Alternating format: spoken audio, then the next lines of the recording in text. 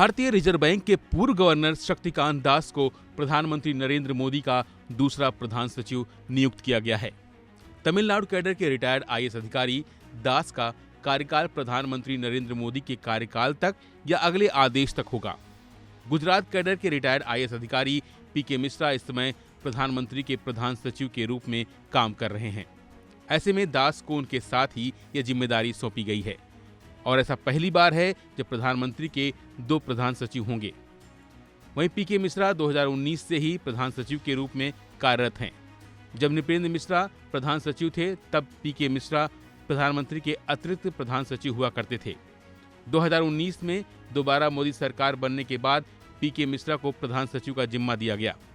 आमतौर पर प्रधानमंत्री के लिए अतिरिक्त प्रधान सचिव की नियुक्ति की जाती है, लेकिन इस बार अतिरिक्त प्रधान सचिव की जगह 2 प्रधान सचिव ही बना दिए गए हैं।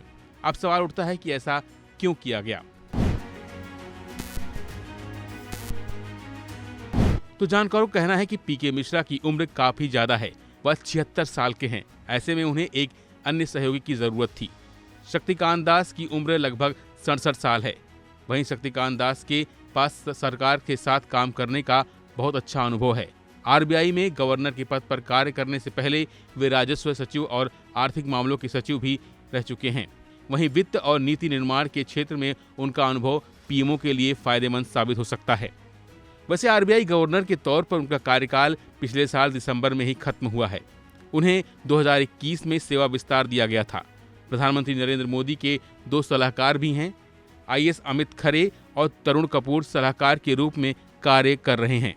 वहीं पीएमओ में पीके मिश्रा सबसे सीनियर रिटायर्ड अधिकारी हैं, जिन्हें तीसरी बार मोदी सरकार बनने के बाद प्रधान सचिव नियुक्त किया गया है और अब शक्तिकांत दास पीएम मोदी के प्रधान सचिव भी नियुक्त किए गए हैं।